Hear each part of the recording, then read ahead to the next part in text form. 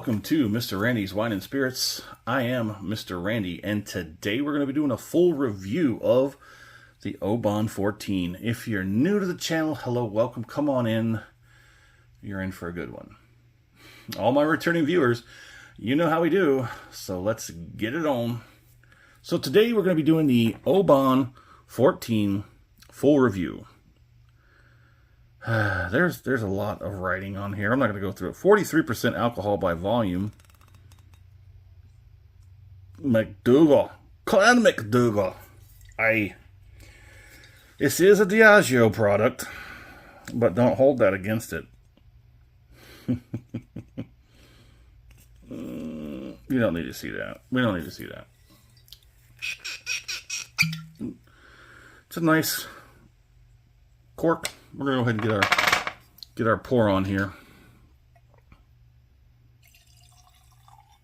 That's good. We're going to take a quick look at that carton. I was going to say box.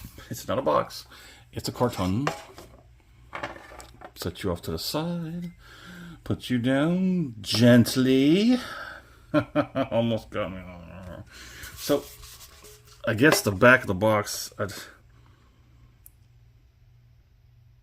try and get you a little bit of a slow roll here. It's got, you know, the beautiful cliffs. I was going to say cliffs of Dover. Well, it's got a... Well, that's all for that. I can go ahead and get rid of that. Thank you for your service. Moving on. Oban 14 Scotch. So this was made in small lamp glass stills. Transparency, I didn't look it up. I think I saw an image, but I was going so fast at the time I was doing this research. I'll have to look it up again just because of interest, personal interest. So they used small lamp glass stills and wood worm tubs. Then it rested in American oak ex-bourbon hogshead casks? Are hogsheads casks, or are they butts? Are they different things altogether? I forget. It's been a while since I've actually done some actual scholastics into the world of libations, exclusively Scotch. I know that kind of stuff is basically just Scotch. They have a whole bunch of stuff with wines and stuff like that, but moving on.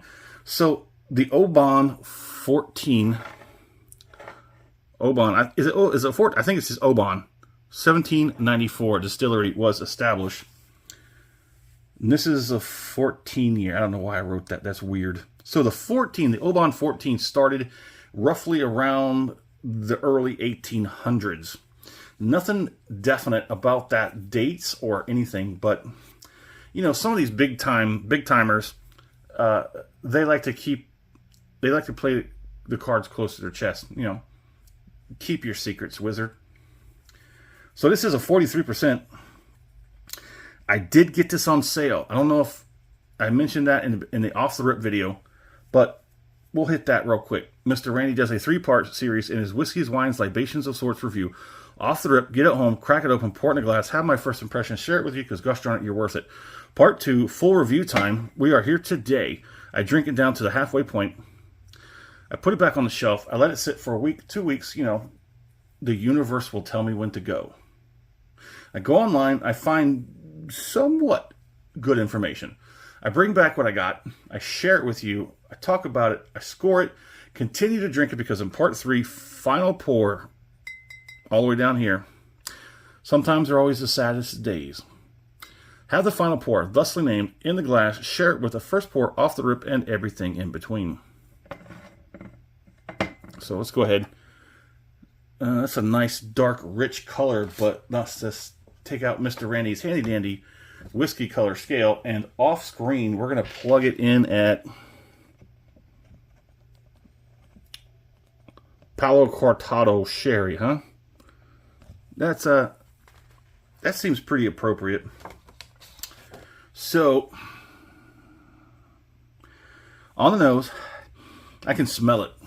I couldn't smell it while it was sitting over there, but now that it's like a foot away, I can smell it. Oh, that is orange. That is like that candy orange, like that, not like that bad cheap candy orange crap that you spit out as soon as you put it in your mouth. No. Oh, that is beautiful. Oh, that's beautiful. So it's got that candy orange is going to be the most prominent right up in your face. You get some salty brine, sure. A little bit of peat and smoke. Yeah, that's definitely behind it. A little bit of menthol, maybe. Some cereal, kind of, yeah. Heather is right behind that with some pine. So then a pine and a menthol, I'd probably say more of a pine than a menthol. Oh, that is just beautiful. That is a wicked awesome nose. Let's go ahead and get that first palating. That's going to be the acclimation. So we're going to get into that.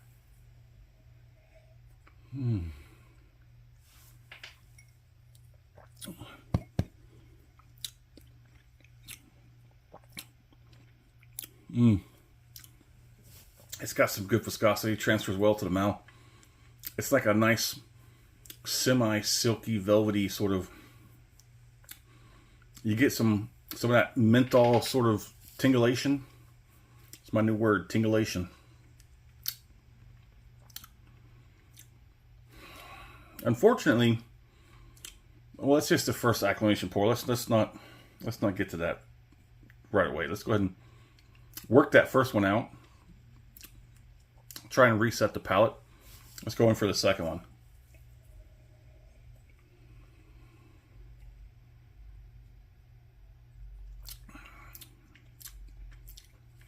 Definitely, just like the nose, you're getting orange, dark fruit, honey, spice, smoky malt. Yes. Menthol. There's probably been more menthol on the palate and pine on the nose. Kind of unfortunate to say that a lot of that greatness that's in the palate, all those top end palating notes, dissipate relatively quickly. It's very unfortunate, but you can always just take another taste, right? And it all comes back. It's all coming back to me now. No singing. Save it for after. I don't need any more embarrassment. So the majority, like I said, the flavor characters, they come on relatively, more than relatively moderate, I'd say. But they dissipate relatively quickly, and that is kind of sad. What I'm having left on the palate is effects. The whole mouth is tingly. A little bit of spice lingering. A little bit of dark fruit. Cheeks are they're over a 1. The lips are barely noticeable. The gums haven't kicked in yet. The tongue's tapped out. The heat on the background is about a 1-ish.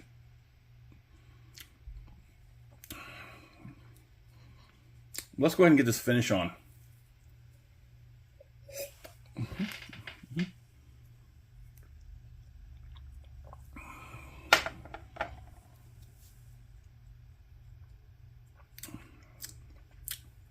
Oh, that's better. That's better. So I do this Kentucky chew. If you haven't heard of it, it's where you take in that mouthful, not a whole mouthful, but you take in a little bit more than just a sip. And you don't swallow it right away. You roll it around in your mouth across your tongue, not swishing, not like mouthwash. You just kind of roll it back and forth over your tongue to the cheeks, around the gums. And some of these whiskeys, you'll notice that it'll go from room temperature, where it acclimates to the temperature of your mouth and your body, which means it warms up. And you'll see it, you'll feel it right away. You'll feel it warm up. It'll go from room temperature, which also kind of feels like cold, but it's not. It'll warm up, and it'll sort of balance out to your body temperature. That's when you know you're good to go. You can go ahead and swallow it. That will get you the maximum out of the characteristics of that whiskey. And then continue to work it like as if it was still in your mouth afterwards. And then go ahead and breathe. Maybe talk a little bit. That way the air comes and goes. And it livens it up a little bit more. So now the tongue is pretty much wet cardboard. The gums and the cheeks are still a bit nummy. The heat in the back is about a 1. Yeah, that tongue tapped out. It's unfortunate that a lot of those great characters of the flavor, they dissipate so quickly. It's very unfortunate. It's extremely delicious. It's very delicious. Has a wonderful nose that you could just sniff on all day. If it were like, put it in a cologne, put it in a bottle, and you probably just don't use this as the cologne, okay? Unless you're perfectly fine with people thinking you're a boozer. And that might be okay too. If you're having an Oban 14 or a Lagavulin 18, or is it a 16? Oh, they're all good. They're all good. You wouldn't mind smelling like that. I mean, come on, let's just take a smell real quick. Oh, sweet candied orange with all kinds of fruits and spices. So it's got a conflicting finish. We'll just say it's a conflicting finish. A lot of the flavor goes out pretty quickly. You're left with some effects for a good while. And then you just have an odd sort of aftertaste kind of lingering. Kind of wet cardboard for a little bit, but that goes away. You still have a little bit of it in the cheeks and the gums. That's still there a little bit. Trying to work that out. So let's score it, shall we? Oban 14. It was on sale. I got it on sale. This is easily over $100 bottle. Some places $110 on the shelf. Again, just like that Lagavulin I had, easily pushing like 110 to 120 out the door. Crazy price for this bottle. I would prefer the Lagavulin over the Oban 14. It's great. I know that Oban has a few others in their lines and whatnot. I'm interested in trying those as well. $75 I paid out the door. Out the door, paid $75 for this. It was on sale. So I have to be truthful to it and score it as if it were regular price. So if it's well over 100, so it'd be pushing $120 out the door. So let's score it as that. My score for the Oban 14, weak 4 out of 5. I'm going to give it a weak 4 out of 5. Would I score it better if it would cost less? If I could get this for regularly $75, I think I might push it to a solid 4 out of 5. I don't think that this has the capacity for a 5 category. I'm sorry. Don't hate me, but it just doesn't. Okay? It's great. It's got a good nose. The nose doesn't go away. It stays steady. The palate is the problem. Okay? And the finish as well. The palate is good, but only momentarily. It's there and it's gone. Just like the finish. It's there and then it's gone. If all you care about is a good quality, solid name with a solid finish that gives you good effects, I guess this bottle's for you. I enjoy whiskeys that have great flavor and they kind of hang out a little bit with you. Hang out with me a little bit. Stick around. Good times will come. So yeah, I think that's a decent enough score. Like I said, I'd like to see it a little cheaper, but you know it's not. You just look for these sales and you get it. My fair price for this bottle, definitely sub $100. Do I think it's fair, this bottle for $75? I don't know. I mean, yes. I mean, if the flavor lasted a little bit longer, I would say it's at least an $80 bottle. it was a good experience. It was a good experience, and I've been looking forward to the Oban 14 for quite some time now. At 6 to 8 months, I would have to say 6 to 8 months I've been looking forward to this bottle. We're pushing 15 minutes. We're exceeding 15 minutes. Would I buy this again? I would have to say only if I could find it cheaper or less expensive than what I paid for this one. I paid $75 out the door. I think it was $75 and a little bit of change. I would say it would have to be definitely below $75 for me to come back to it. It's very hard to come back to it. I mean, it has so much potential. It really was a contender. It's just that flavor didn't hang out long enough. And that's what it is. If you're still here at 16 minutes, I don't know why. But if you are, go ahead and do yourself a favor. Hit the like button, hit the heart button, whatever the algorithm on whatever platform you're watching this on requires it to, suggest you more videos like this. If you want more of my videos brought to you directly as I release them, only way to do that is to subscribe, follow, whatever the platform requires. That way, as soon as I release these videos, they come right to you, if that's what you want.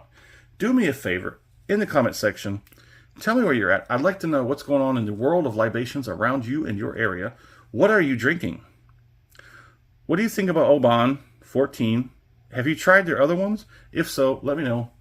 And as always, thanks for stopping by here at Mr. Randy's Wine and Spirits. I'll call it a good one.